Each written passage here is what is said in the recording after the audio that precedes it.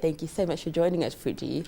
It's only a pleasure. I was reading some of the things that you have done, and obviously one of the most influential women in government and business, financial services in 2009, and just like we mentioned from the Wall Street Journal, top 50 women in the world to watch in 2008. And then the list just went on.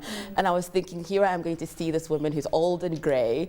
And here is this really young woman, and thinking, how do you manage to have all these achievements at such a young age? What for you has been the major driving force? You know, I must say, first of all, that the accolades are always very humbling, and you know, one has to then live up to them.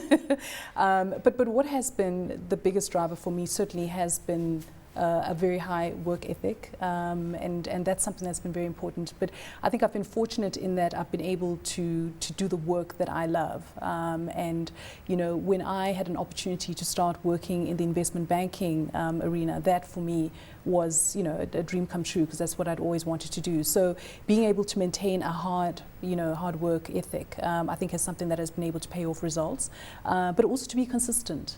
You know, and to be very focused around your work. I would also imagine that the choices that you make in terms of who you're going to work under and who you're going to work for, and the reason I bring that up is that there was a time when you joined a then very small company called Millennium Consolidated Investments. Little did you probably know that it would be the huge giant that Shanduka is right now.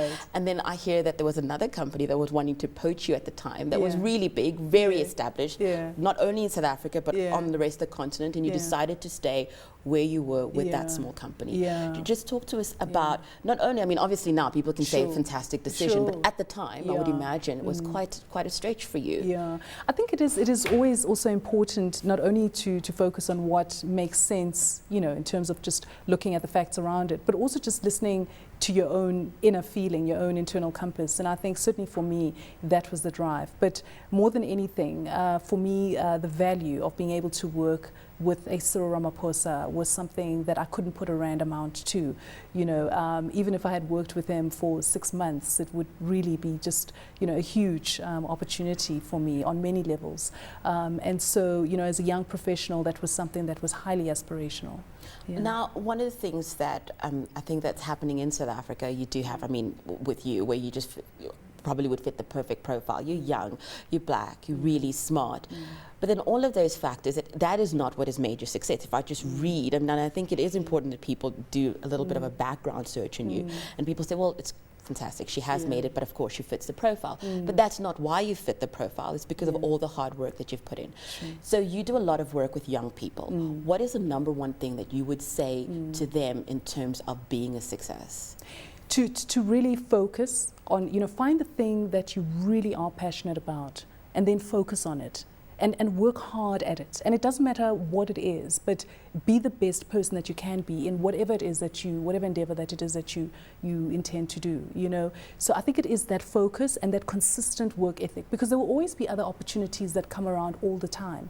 And if you're not focused, you'll be, you know, moving from one thing to the next without getting any depth. One of the things that I find that is a problem, you know, with young professionals today is that they want to move from one thing to the other without getting any depth in terms of, you know, the knowledge in a particular industry or whatever, you know, career that they've chosen for themselves. And it is important to get that depth of knowledge and not to have a superficial understanding of your area of work. Another thing, I mean, I'm talking about young people because I hear that is what you're passionate about. But one of the things that I think in South Africa, where people sometimes, not all the time, is we almost feel as though, well, I should have this. And the reason I want to move from this company to that company to that company is because, you know, especially as a black person, I am a commodity.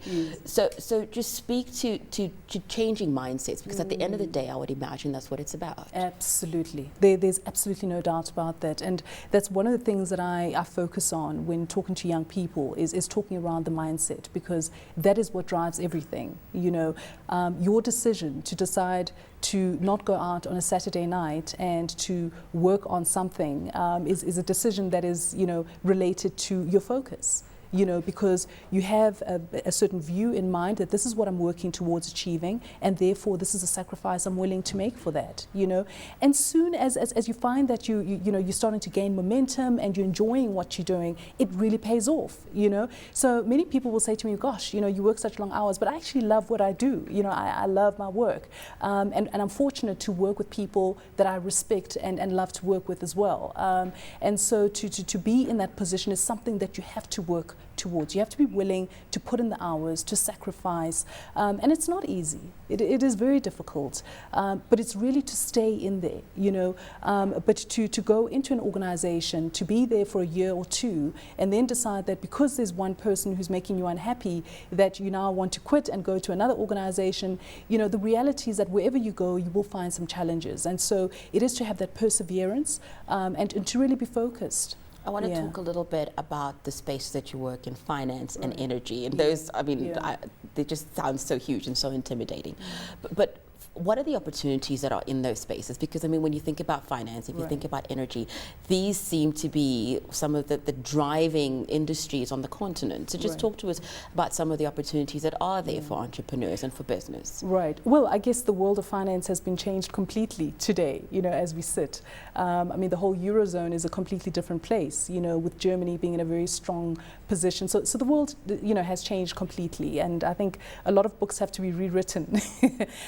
But certainly, you know, I think for South Africa, you know, having had the opportunity of having a banking fraternity that has remained fairly robust, notwithstanding the crisis that we've seen in the last few years, you know, I think that the opportunities do still remain within various areas in financial services. I think when you look at the fact that the majority of our population remains unbanked, you know, there you see opportunities not only for companies that are in financial services, but also in technology.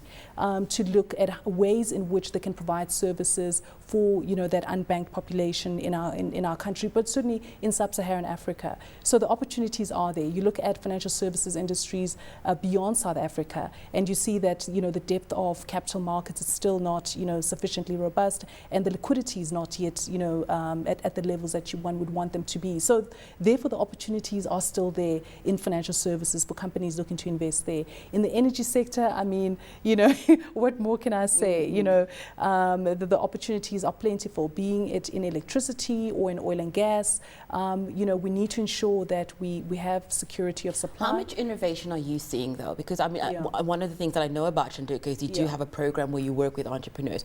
How much innovation are you seeing that is coming from entrepreneurs where they're not just sitting there and saying, well, it's Eskom's problem or it's the government's problem in terms of having sustainable energy, you know, or just some of the deals that you have made, you know, where it's being left to the big companies to be able to drive energy.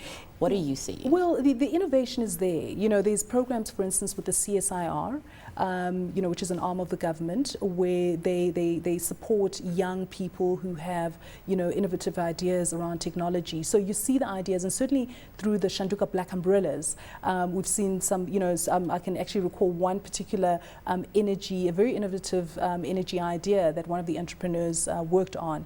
But at the end of the day, it is also about being able to take that idea and make it commercial.